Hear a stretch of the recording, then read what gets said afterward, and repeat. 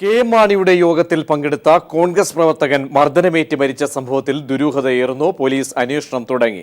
രാമപുരം വെള്ളിലാപ്പള്ളി വള്ളക്കാട്ടുകുന്ന് കോളനിയിൽ പ്രമോദാണ് മരിച്ചത്. തന്റെ മകനെ മർദ്ദിച്ചു കൊന്ന ശേഷം റോഡിൽ ഉപേക്ഷിച്ചതാണെന്ന ആരോപണവുമായി അമ്മ വിലാസിനി രംഗത്ത് വന്നു. വിശദാംശങ്ങളുമായി ടി പി പ്രശാന്ത് ചേരുന്നു. പ്രശാന്ത്, എന്തായാലും മരണശേഷവും ദുരൂഹത നിലനിൽക്കുകയും പോലീസിന്റെ ഇടപെടൽ സംബന്ധിച്ചൊക്കെ കാര്യക്ഷമമായാണോ എല്ലാ നടപടിക്രമങ്ങളും മുന്നോട്ട് പോകുന്നത്? അമ്മയുടെ മരിച്ച വ്യക്തിയുടെ അമ്മ പുതിയ ആരോപണം ഉന്നയിക്കുന്ന സാഹചര്യങ്ങളെ എങ്ങനെ ചേർത്ത് വായിക്കേണ്ടി വരും? പ്രതി കേരള കോൺഗ്രസ് നേതാക്കളായ കെ എം മാണിയും മകൻ ജോസ് മാണിയോടൊപ്പം പങ്കെടുക്കുന്ന ഒരു കുടുംബ സംഗമത്തിൽ പങ്കെടുക്കാൻ പോയ കോൺഗ്രസ് പ്രവർത്തകനായ പ്രമോദിനെ തിങ്കളാഴ്ച രാവിലെയാണ് റോഡരികിൽ മരിച്ചനിലയിൽ കണ്ടെത്തിയത്. രാമപുരം വെള്ളിലാപ്പള്ളി വള്ളക്കാട്ടുകുന്ന് കോളനിയിൽ പ്രമോദ് വീടിനടുത്ത് തന്നെ മരിച്ചത് കണ്ടെത്തി. പ്രത്യേകിച്ച് മൂക്കിലും വായിലും രക്തം വാർന്നും നാഭിയിലും നെഞ്ചിലും തടവേറ്റ നിലയിലുമായിരുന്നു മൃതദേഹം ഇന്നലെ കണ്ടെത്തിയത്. ഈ യോഗത്തിൽ പങ്കെടുക്കാൻ പോയപ്പോൾ ഈ യോഗം നടന്നത് രാമപുരം പഞ്ചായത്ത് അംഗമായിട്ടുള്ള കേരള കോൺഗ്രസിന്റെ നേതാവ് കൂടിയായിട്ട് ചെറിയാന്റെ വീട്ടിലായിരുന്നു. അവിടെ വെച്ച് കെ എം മാണിയെ കണ്ടപ്പോൾ ചില പരാതികൾ പറയാൻ അല്ലെങ്കിൽ തന്റെ വീടിന് മിന്നലേറ്റ് വീട് തകർന്ന സംഭവത്തെക്കുറിച്ച് പരാതി പറയാൻ പ്രമോദ് ചെന്നപ്പോൾ ചില നേതാക്കൾ തടഞ്ഞതും അവിടെ വെച്ച് സംഘർഷമുണ്ടായി എന്ന തരത്തിലൊക്കെയാണ് പിന്നീടുള്ള വാർത്തകൾ പുറത്തു വന്നത്. അതിനുശേഷം പിറ്റേ ദിവസം കാണാതായപ്പോൾ ഈ പ്രമോദിനെ അന്വേഷിച്ച അമ്മ പ്രമോദിനെ വീട്ടിൽ നിന്ന് കൊണ്ടുപോയ സുഹൃത്ത് രാജേഷിനോട് വിവരങ്ങൾ തിരക്കിയപ്പോൾ വീടിന്റെ മുകൾ ഭാഗത്തുള്ള റോഡ് അവിടെ കിടക്കുന്നതായിട്ട് പ്രമോദ് ഇങ്ങനെ പറഞ്ഞതായി, അല്ലെങ്കിൽ രാജേഷ് പറഞ്ഞതായി പ്രമോദിന്റെ അമ്മ വിലാസിനി പറഞ്ഞു. പിന്നീട് ചെന്ന് നോക്കുമ്പോഴാണ് രക്തം വാർന്ന നിലയിൽ മൃതദേഹം കിടക്കുന്നതായി കണ്ടെത്തിയത്. അപ്പോൾ ഇതിൽ ആരോ കുറച്ചുപേർ കൊണ്ടുവന്ന്, അതായത് ആ മൃതദേഹം കണ്ട സ്ഥലത്ത് അസ്വാഭാവികമായ ഒന്നുമില്ല, വാഹനത്തിൽ കൊണ്ടുവന്ന് മൃതദേഹം റോഡിൽ കിടത്തിയതാകാമെന്നുള്ള ഒരു സംശയം കൂടി അവിടെ ബലപ്പെടുന്നുണ്ട്. മാത്രവുമല്ല, പ്രമോദിനെയും കൊണ്ടാണ് വീട്ടിലേക്കാണ് വരുന്നതെങ്കിൽ തീർച്ചയായും പ്രമോദിന്റെ വീട്ടിലേക്ക് വരെ വാഹനം വരാനുള്ള ഒരു സാഹചര്യമുണ്ട്. പക്ഷേ അവിടേക്കൊന്നും വരാതെ റോഡരികിൽ ഉപേക്ഷിച്ച് പോയി എന്ന് പറയുമ്പോൾ അതിനകത്ത് കൃത്യമായിട്ടുള്ള ഒരു സംശയം ബലപ്പെടുന്നുണ്ട്. മരിച്ച പ്രമോദിനെ ഒരുപക്ഷെ റോഡിൽ കൊണ്ട് കിടത്തിയ ശേഷം ഒരു കൂട്ടർ പോയതാകാം എന്ന് കരുതുന്നു. ഇത്തരത്തിൽ വലിയൊരു സംശയത്തിലേക്കാണ് കാര്യങ്ങൾ നീങ്ങുന്നത്. പ്രത്യേകിച്ച് കേരള കോൺഗ്രസ് മാണി ഗ്രൂപ്പിന്റെ കുടുംബ സംഗമങ്ങളിൽ പലപ്പോഴും ഈ മദ്യം വിളമ്പുന്നതായിട്ടുള്ള ആരോപണങ്ങളെല്ലാം തന്നെ നിലനിൽക്കുന്നുണ്ട്. ഇത്തരത്തിലുള്ള ആരോപണങ്ങളൊക്കെ നിലനിൽക്കുമ്പോൾ തന്നെയാണ് പ്രമോദിന്റെ മരണം എന്നുള്ള കാര്യത്തിലാണ് വലിയ ദുരൂഹത വീഴുന്നത്. പ്രത്യേകിച്ച് ഈ സുഹൃത്തായ രാജേഷിനോട് ഇത് സംബന്ധിച്ചിട്ടുള്ള കാര്യങ്ങളെല്ലാം തന്നെ തിരക്കുമ്പോൾ വളരെ സംശയകരമായിട്ടുള്ള രീതിയിൽ തന്നെയാണ് രാജേഷിന്റെ ഭാഗത്തു നിന്നുണ്ടായ മറുപടി. മാത്രവുമല്ല, ഈ യോഗസ്ഥലത്ത് വളരെ ബഹളം നടക്കുമ്പോൾ അവിടെ നിന്നും രാജേഷ് പോന്നിരുന്നു. ആ രാജേഷ് പോലീസിന് പിന്നീട് മൊഴി കൊടുത്തത് താൻ പോരുമ്പോൾ പ്രമോദ് കാർപോർട്ടിൽ അബോധാവസ്ഥയിൽ കിടക്കുന്നതായി കണ്ടു എന്ന തരത്തിൽ തന്നെയാണ് മൊഴി നൽകിയിട്ടുള്ളത്. ഇതെല്ലാം ചേർത്ത് വായിക്കുമ്പോൾ ഈ മരണത്തിൽ വളരെയേറെ ഒരു ദുരൂഹത നിലനിൽക്കുന്നു എന്ന് വേണം കാണാൻ. മാത്രമല്ല, പോസ്റ്റ്മോർട്ടം സംബന്ധിച്ച റിപ്പോർട്ട് കഴിഞ്ഞ ദിവസം പോസ്റ്റ്മോർട്ടം സംബന്ധിച്ച ചില റിപ്പോർട്ടിലെ ചില പരാമർശങ്ങൾ വന്നിരുന്നു. മദ്യം ഉള്ളിൽ ചെന്നിരുന്നതായിട്ടുള്ള ഒരു പരാമർശം അതിലുണ്ട്. ഒപ്പം മറ്റ് മരണത്തിന്റെ മരണം സ്ഥിരീകരിക്കുന്ന സംബന്ധിച്ച് മരണത്തിന് പ്രത്യേകിച്ച് ഒരു കാരണം എടുത്തു പറയണമെന്നുണ്ടെങ്കിൽ തന്നെ അതിന്റെ രാസപരിശോധന സംബന്ധിച്ചിട്ടുള്ള ആന്തരികമായി സംബന്ധിച്ച് രാസപരിശോധന റിപ്പോർട്ട് പുറത്തു വന്നാൽ മാത്രമേ പറയാൻ കഴിയൂ എന്ന കാര്യം തന്നെ നിലനിൽക്കുന്നു. അതുകൊണ്ട് തന്നെ ആ രാസപരിശോധന ഫലത്തിനായി പോലീസ് ഇപ്പോൾ കാത്തു നിൽക്കുകയാണ്. പോലീസ് പറയുന്നത് രാസപരിശോധന ഫലം പുറത്തു വന്നാൽ ശേഷം മാത്രമേ ഇക്കാര്യത്തെക്കുറിച്ച് കൃത്യമായ സ്ഥിരീകരണം നൽകാൻ കഴിയൂ എന്ന് തന്നെയാണ്. ടി വി പ്രശാന്താണ് വിശദാംശങ്ങൾ നൽകിയത്. കെ എം മാണിയുടെ യോഗത്തിൽ പങ്കെടുത്ത കോൺഗ്രസ് പ്രവർത്തകൻ മർദ്ദനമേറ്റ് മരിച്ച സംഭവത്തിലാണ് ദുരൂഹത. പോലീസ് അന്വേഷണം തുടങ്ങി. രാമപുരം വെള്ളിലാപ്പള്ളി വള്ളക്കാട്ടുകുന്ന് കോളനിയിൽ പ്രമോദാണ് മരിച്ചത്. തന്റെ മകനെ മർദ്ദിച്ചു വന്ന ശേഷം റോഡിൽ ഉപേക്ഷിച്ചതാണെന്ന ആരോപണവുമായി അമ്മ രംഗത്ത് വന്നു. സീറ്റ് വിഭജന ചർച്ചയ്ക്കായി UDF ഉഭയകക്ഷി ചർച്ച ഇന്നും തുടരും. അതേസമയം KPCC നിർവാഹക സമിതി യോഗവും ഇന്ന് ചേരുന്നുണ്ട്. സീറ്റ് വിഭജന ചർച്ചകളുടെ ഭാഗമായി AK ആന്റണി ഉമ്മൻചാണ്ടിയുമായി കൂടിക്കാഴ്ച നടത്തി. വിശദാംശങ്ങളുമായി സുനിൽ അരുമാനൂർ ചേരുന്നു. സുനിൽ, ഇന്നും ചർച്ചകൾ പുരോഗമിക്കുന്നു. പക്ഷേ സമവായത്തിനുള്ള സാധ്യതകൾ എത്രത്തോളമാണ്? ജേക്കബ് ഗ്രൂപ്പുമായിട്ടുള്ള ചർച്ചകൾ ഒക്കെ ധാരണ എത്തേണ്ട ഒരു സാഹചര്യം, JDU ഉന്നയിച്ച വിഷയങ്ങൾ, ഇങ്ങനെ ചെറു കക്ഷികളൊക്കെ തന്നെ പല തട്ടിൽ നിൽക്കുന്നു. ഇന്നത്തെ ചർച്ചകളോടുകൂടി എങ്കിലും ഏതെങ്കിലും ഒരു സമവായത്തിലേക്ക് എത്തുമോ?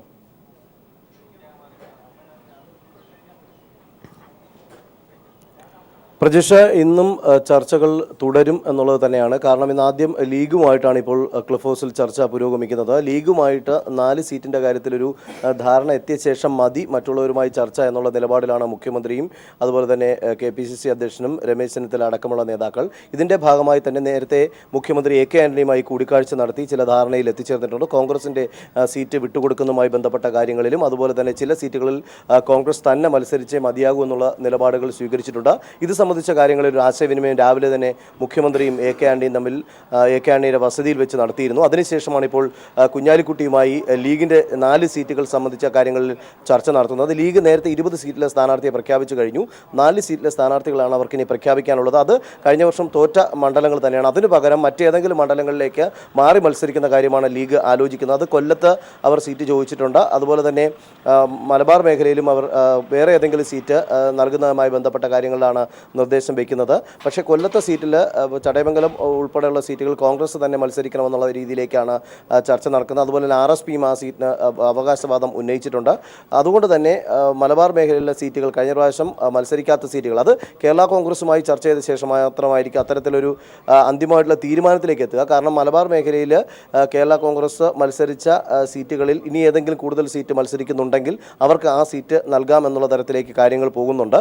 കേരള കോൺഗ്രസും കൂടുതൽ സീറ്റ് ആവശ്യപ്പെട്ടിട്ടുണ്ട്. പക്ഷേ 15 സീറ്റ് എന്നുള്ള രീതിയിലാണ് ചർച്ചകൾ പുരോഗമിക്കുന്നത്. 18 സീറ്റ് വേണമെന്നുള്ള ഒരു ആവശ്യം ആണ് KM മാണി തന്നെ യോഗത്തിൽ ഉന്നയിച്ചത്. പക്ഷേ അതുകൊണ്ടാണ് ഇന്നലെ ചർച്ചയിൽ തീരുമാനമാകാതെ അവരുടെ ചർച്ച അലസി പിരിഞ്ഞത്. ഇന്നിപ്പോൾ JDUവിൻ്റെ ചർച്ച ഇപ്പോൾ ആരംഭിക്കാൻ പോവുകയാണ്. JDU നേതാക്കളെല്ലാം എത്തിച്ചേർന്നിട്ടുണ്ട്. JDUവിൻ്റെ കാര്യത്തിൽ 7 സീറ്റുകൾ എന്നുള്ള കാര്യത്തിൽ ധാരണയായിട്ടുണ്ട്.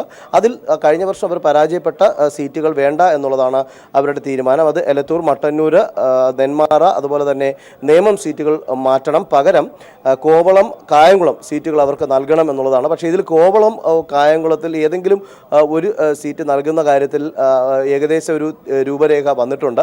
പക്ഷേ കോവളം ഏത് കാരണവശാലും വിട്ടു നൽകില്ല എന്നാണ് കോൺഗ്രസ് പറയുന്നത്. അത് A ഗ്രൂപ്പ് സ്ഥാനാർത്ഥിയെ തന്നെ കോവളത്ത് ഇറക്കണമെന്നുള്ള ചർച്ചകൾ നേരത്തെ തന്നെ പുരോഗമിച്ച് അതിൻ്റെ അടിസ്ഥാനത്തിൽ കോൺഗ്രസ് നിലപാടെടുത്തിട്ടുണ്ട്. അതുകൊണ്ട് കോവളം വിട്ടുകൊടുക്കുകയില്ല, പകരം കായംകുളം വിട്ടുകൊടുക്കുമെന്നുള്ള കാര്യത്തിലാണ് ചർച്ച നടത്തേണ്ടത്. പക്ഷേ കായംകുളം ലീഗും ആവശ്യപ്പെട്ടുള്ള ഒരു സീറ്റ് ആയതുകൊണ്ട് തന്നെ അതിൽ ഇനിയും ചർച്ച പുരോഗമിക്കേണ്ടതുണ്ട്. ഇവരുമായിട്ടൊരു ഏകദേശ ധാരണ എത്തിച്ചേർന്നതിന് ശേഷം വൈകുന്നേരമായിരിക്കും കേരള കോൺഗ്രസ് മാണി വിഭാഗവുമായിട്ട് വീണ്ടും ചർച്ച നടത്തുന്നത്. മാണി വിഭാഗം ഇത്തരത്തിൽ കൂടുതൽ സീറ്റുകളാണ് ആവശ്യപ്പെടുന്നത്. അക്കാര്യത്തിലാണ് ഇനി തീരുമാനമെടുക്കേണ്ടത്. അത് മാണി വീണ്ടും പുതിയ നിലപാടുകൾ ആവർത്തിക്കുന്ന ഒരു സാഹചര്യത്തിൽ അതും കീറാമുട്ടിയായി തന്നെ തുടരുമെന്നാണ് സൂചന. ജേക്കബ് ഗ്രൂപ്പിൻ്റെ കാര്യത്തിലും സീറ്റിൽ ധാരണ എത്തിയിട്ടില്ല. ആകപ്പാട് ധാരണ എത്തിയിട്ടുള്ളത് ലീഗിൻ്റെ 20 സീറ്റിൽ മാത്രമാണ്. അതിനുശേഷമായിരിക്കും കോൺഗ്രസിൻ്റെ സീറ്റുകളിൽ ഔദ്യോഗികമായിട്ടുള്ള പ്രഖ്യാപനങ്ങളൊക്കെ വരിക. ഏതായാലും വരും ദിവസങ്ങളിലും സീറ്റ് ചർച്ച നീണ്ടുപോകും എന്നുള്ളത് തന്നെയാണ് നമുക്ക് മനസ്സിലാക്കുന്നത്. നാളെ തെരഞ്ഞെടുപ്പ് KPCCയുടെ തെരഞ്ഞെടുപ്പ് കമ്മിറ്റി യോഗം നാളെ ചേരും. അതിനകത്ത് തന്നെ സ്ഥാനാർത്ഥി നിർണയത്തിൻ്റെ ഏകദേശ രൂപം കോൺഗ്രസിൻ്റെ ആക്കേണ്ടതുണ്ട്.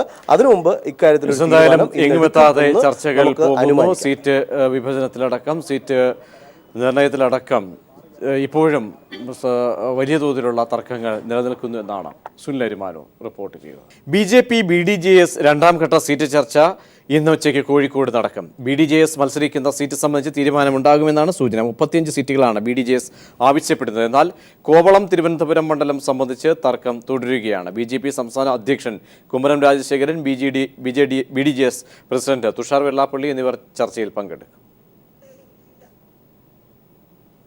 തിരുവനന്തപുരം കഴക്കൂട്ടം നിയോജക മണ്ഡലത്തിൽ CPIM ആഹ്വാനം ചെയ്ത ഹർത്താൽ പുരോഗമിക്കുന്നു. CPIM പ്രവർത്തകരെ BJPക്കാർ ആക്രമിച്ചതിൽ പ്രതിഷേധിച്ചാണ് ഹർത്താൽ. തിരുവനന്തപുരം ജില്ലയിൽ BJPയും ഹർത്താൽ പ്രഖ്യാപിച്ചിട്ടുണ്ട്. വിശദാംശങ്ങളുമായി ഷീജ ചേരുന്നു. ഷീജ, പ്രദേശത്ത് സ്ഥിതിഗതികൾ സമാധാനപരമാണോ?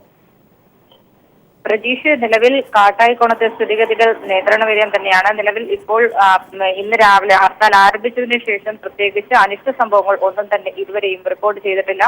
കഴിഞ്ഞ ദിവസം CPIM പ്രവർത്തകർക്ക് നേരെ BJP പ്രവർത്തകർ ആക്രമണം നടത്തിയതാണ് കഴക്കൂട്ടം മണ്ഡലത്തിൽ CPIM ഹർത്താലിന് ആഹ്വാനം ചെയ്തത്.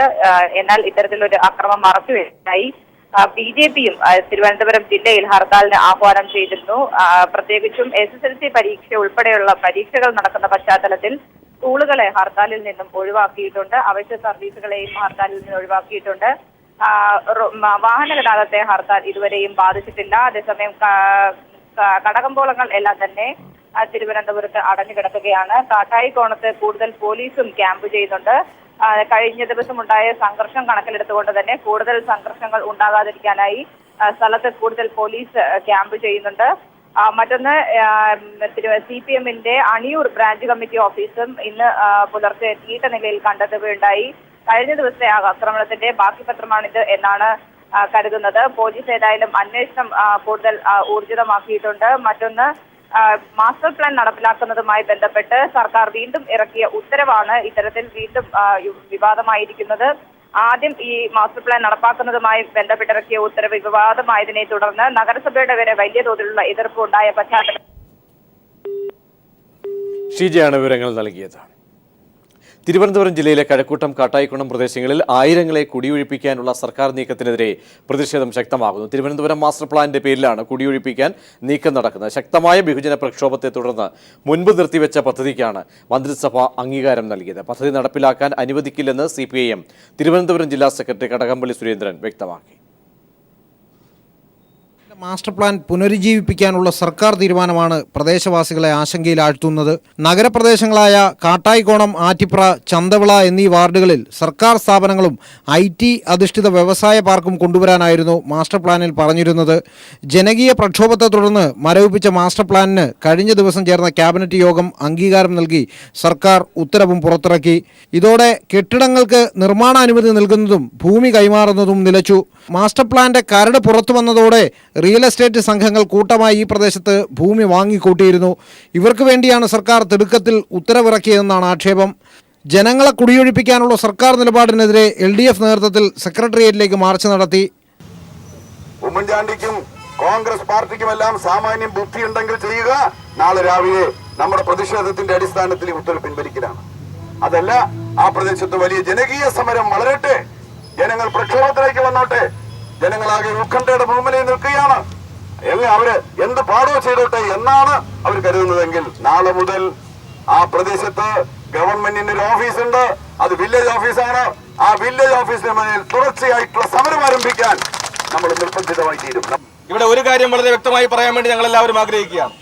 ഈ തിരുവനന്തപുരം നഗരസഭ LDF ആണ് ഭരിക്കുന്നതെങ്കിൽ കാട്ടായിക്കുളം അടക്കമുള്ള പ്രദേശങ്ങളിൽ ഈ മാസ്റ്റർ പ്ലാൻ നടപ്പാക്കുന്നതിന് വേണ്ടി ഞങ്ങളുടെ ചങ്കിൽ ജീവനുള്ള കാലത്തോളം ഞങ്ങൾ അനുവദിക്കില്ല എന്ന് ഉറക്കെ പറയുന്നതിന് വേണ്ടി ഈ അവസരം ഞങ്ങൾ വിനിയോഗിക്കുകയാണ്. ഇന്നു മുതൽ വില്ലേജ് ഓഫീസിന് മുന്നിൽ LDF നേതൃത്വത്തിൽ അനിശ്ചിതകാല സമരം ആരംഭിക്കും. മാസ്റ്റർ പ്ലാൻ അനുമതി നൽകിയ ഉത്തരവ് പിൻവലിക്കും വരെ ശക്തമായ സമരവുമായി മുന്നോട്ട് പോകാനാണ് LDFന്റെ തീരുമാനം. അതിനിടെ സർക്കാരാണ് പദ്ധതി പ്രഖ്യാപിച്ചെന്നിരിക്കെ കോർപ്പറേഷനെതിരെ BJP സമരം ആരംഭിച്ചത് രാഷ്ട്രീയ പ്രേരിതമാണെന്ന ആക്ഷേപം ഇതിനോടകം ഉയർന്നു കഴിഞ്ഞു. News bureau, Thiruvananthapuram. സർവകലാശാല പെരുമാറ്റച്ചട്ടങ്ങൾ ലംഘിച്ചുവെന്ന് കാണിച്ച് കനയ്യകുമാർ അടക്കം 5 JNU വിദ്യാർത്ഥികൾക്കെതിരെ നടപടിക്കൊരുങ്ങി VC. ഇവരെ ഒരു സെമസ്റ്ററിൽ നിന്ന് എങ്കിലും സസ്പെൻഡ് ചെയ്യാനുള്ള നടപടി ആരംഭിച്ചു. അതേസമയം ഉമർ ഖാലിദ്, അനിർഭൻ ഭട്ടാചാര്യ എന്നിവരുടെ ജുഡീഷ്യൽ കസ്റ്റഡി കാലാവധി ഇന്ന് അവസാനിക്കും. ഇവരെ അല്പസമയങ്ങൾക്കകം കോടതിയിൽ ഹാജരാക്കും. വിശദാംശങ്ങൾ മനുശങ്കർ നൽകും. മനു, ഏത് രീതിയിലാണ് വിദ്യാർത്ഥികൾ ചട്ടലംഘനം നടത്തി അല്ലെങ്കിൽ എന്ന രീതിയിൽ ചിത്രീകരിച്ചുകൊണ്ട് നടപടിക്ക് VC ഒരുങ്ങുന്നത്?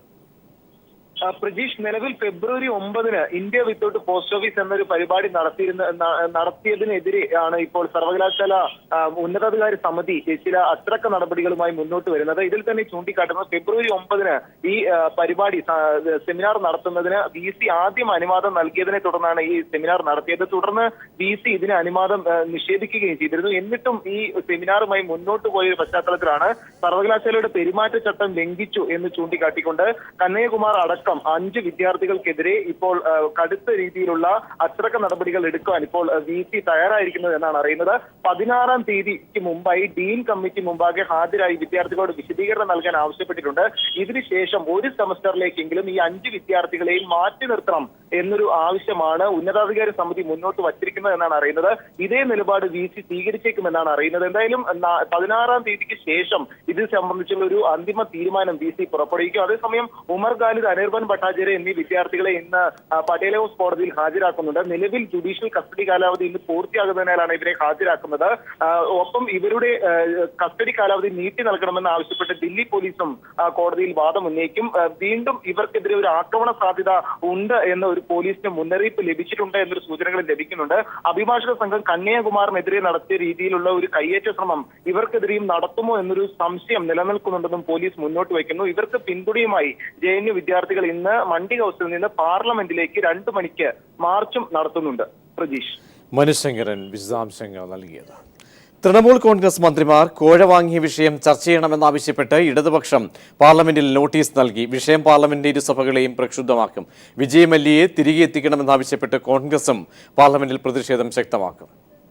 ആതുര ശുശ്രൂഷ രംഗത്തെ മികച്ച പ്രതിഭകളെ ആദരിക്കാൻ കൈരളി പീപ്പിൾ TV ഏർപ്പെടുത്തിയ ഡോക്ടേഴ്സ് അവാർഡുകൾ ഇന്ന് വിതരണം ചെയ്യും. വൈകിട്ട് 6-ന് തിരുവല്ല ബിലീവേഴ്സ് ചർച്ച് മെഡിക്കൽ കോളേജിൽ നടക്കുന്ന ചടങ്ങിൽ വെച്ച് മലയാളത്തിന്റെ മഹാനടനും മലയാളം കമ്മ്യൂണിക്കേഷൻസ് ലിമിറ്റഡ് ചെയർമാനുമായ മമ്മൂട്ടി അവാർഡുകൾ വിതരണം ചെയ്യും.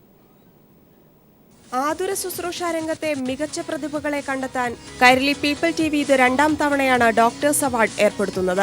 കേരള സർവകലാശാല മുൻ VC-യും ന്യൂറോ സർജനുമായ ഡോക്ടർ B. ഇക്ബാൽ, ജനകീയ ആരോഗ്യ പ്രവർത്തകൻ doctor V. Ramankutty, psychologist T. Parvathi എന്നിവരടങ്ങുന്ന വിധി നിർണയ സമിതി ജനകീയ നാമനിർദ്ദേശത്തിലൂടെയാണ് അവാർഡ് ജേതാക്കളെ നിശ്ചയിച്ചത്.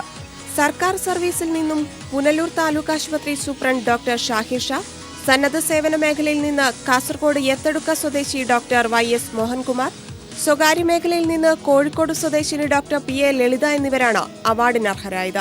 വൈകിട്ട് 6-ന് തിരുവല്ല ബിലീവേഴ്സ് ചർച്ച് മെഡിക്കൽ കോളേജിൽ നടക്കുന്ന ചടങ്ങിൽ മലയാളത്തിന്റെ മഹാനടനും മലയാളം കമ്മ്യൂണിക്കേഷൻസ് ലിമിറ്റഡ് ചെയർമാനുമായ പത്മശ്രീ മമ്മൂട്ടി അവാർഡുകൾ വിതരണം ചെയ്യും. ബിലീവേഴ്സ് ചർച്ച് മെത്രോപൊലീത്ത doctor KP Yohannan, Mathew T. Thomas MLA, Thiruvalla നഗരസഭാ ചെയർമാൻ KV വർഗീസ്, IMA സംസ്ഥാന president doctor Jayakrishnan, Kairali TV MD John Brittas തുടങ്ങിയവർ ചടങ്ങിൽ പങ്കെടുക്കും. News desk people TV. Kairali TV മികച്ച കർഷകർക്കായി ഏർപ്പെടുത്തിയ കതിർ അവാർഡുകൾ വിതരണം ചെയ്തു. കൊച്ചിയിൽ നടന്ന ചടങ്ങിൽ മലയാളത്തിന്റെ മഹാനടനും മലയാളം കമ്മ്യൂണിക്കേഷൻ ചെയർമാനുമായ മമ്മൂട്ടിയാണ് പുരസ്കാരങ്ങൾ വിതരണം ചെയ്തത്. കൃഷി ഒരു വികാരമായി കൊണ്ടു നടക്കേണ്ട കാലമാണിതെന്ന് മമ്മൂട്ടി പറഞ്ഞു. പ്രൗഢഗംഭീരമായ വേദിയെയും സദസ്സിനെയും സാക്ഷിയാക്കിയാണ് പ്രഥമ കതിർ അവാർഡുകൾ വിതരണം ചെയ്തത്. മലയാളത്തിന്റെ മഹാനടൻ മമ്മൂട്ടിയിൽ നിന്നും പുരസ്കാര ജേതാക്കൾ അവാർഡുകൾ ഏറ്റുവാങ്ങി.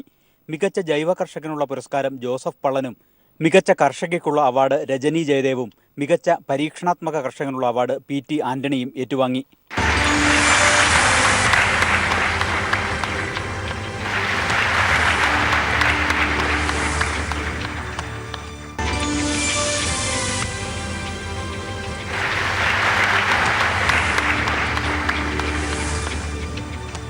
IT കമ്പനികൾ നൽകുന്നതിനേക്കാൾ തൊഴിലവസരങ്ങൾ കൃഷിയിടങ്ങൾ നൽകുമെന്ന് പുരസ്കാരദാനം നിർവഹിച്ച് പത്മശ്രീ ഭരത് മമ്മൂട്ടി പറഞ്ഞു. കൃഷി ഒരു വികാരമായി കൊണ്ടു നടക്കേണ്ട കാലമാണിതെന്നും മമ്മൂട്ടി പറഞ്ഞു. മനുഷ്യന് ചെയ്യാവുന്ന ജോലി നമുക്ക് ഹ്യൂമൻ പവർ വെച്ച് ചെയ്യാവുന്ന ജോലി കൂടുതലും ഈ കൃഷി പാടത്താണ്. അപ്പോൾ കൃഷി നമുക്ക് ഒരു വികാരമായിട്ട് തിരിച്ചു വരേണ്ടിയിരുന്നു. കൃഷിക്കാരൻ എന്ന് പറയുന്ന ഒരു അഭിമാനമായിട്ട് കാണുന്ന ഒരു കാലം വരണം. ചലച്ചിത്ര താരവും പൊക്കാളി കർഷകനുമായ സലീം കുമാർ ചടങ്ങിൽ മുഖ്യാതിഥിയായി. തന്റെ കൃഷി അനുഭവങ്ങൾ വിവരിച്ച് സലീം കുമാർ സദസ്സിനെ കയ്യിലെടുത്തു. ജൈവ വള സംരക്ഷണങ്ങളൊക്കെ ജൈവ കൃഷി രീതിയിലേക്കൊക്കെ തിരിഞ്ഞുകൊണ്ടിരിക്കുന്ന ഈ സമയത്ത് പൊക്കാളി എന്ന് പറയുന്ന നെല്ലിൻ്റെ പ്രത്യേകത എന്താണെന്ന് ഞാൻ പറയേണ്ടതില്ല. തനി പ്രകൃതി നേരിട്ട് ഇടപെടുന്ന ഒരു കൃഷി രീതിയാണ് പൊക്കാളി. നിങ്ങൾ തീർച്ചയായിട്ടും പൊക്കാളി എന്ന കൃഷിയെ സ്നേഹിക്കേണ്ടതുണ്ട്. കൃഷിയിൽ നിന്നും മലയാളി അകലുന്നു എന്ന സന്ദേഹമാണ് കതിർ അവാർഡ് എന്ന ചിന്തയ്ക്ക് പിന്നിലെന്ന് ചടങ്ങിൽ അധ്യക്ഷനായിരുന്ന മലയാളം കമ്മ്യൂണിക്കേഷൻസ് MD ജോൺ ബ്രിട്ടാസ് പറഞ്ഞു. പക്ഷേ ആ കൃഷിയിൽ നിന്ന് മലയാളി അല്ലെങ്കിൽ നമ്മൾ അകന്നു തുടങ്ങിയോ എന്നുള്ള ഒരു സന്ദേഹം ആരംഭിക്കുന്ന ഘട്ടത്തിലാണ് ഞങ്ങളും അതുപോലുള്ള മറ്റു മാധ്യമങ്ങളും ഇത്തരമൊരു ദൗത്യവുമായിട്ട് ഈ ഒരു അവാർഡ് പരിപാടിയിൽ ഭാഗവാക്കാകാൻ തീരുമാനിച്ചത്. മുൻ MP P. Rajeev, mayor Soumini Jain, jury അംഗങ്ങളായ doctor KR Viswambharan, doctor P. Ahammed, P. Siddhartha Menon, ഡയറക്ടർമാരായ TR Ajayan, CK Karunakaran, MM Monayi തുടങ്ങിയവരും ചടങ്ങിൽ പങ്കെടുത്തു. അടുത്തിടെ അന്തരിച്ച ചലച്ചിത്ര താരം കലാഭവൻ മണിക്ക് ചടങ്ങ് ആദരാഞ്ജലി അർപ്പിച്ചു. News bureau, Kochi.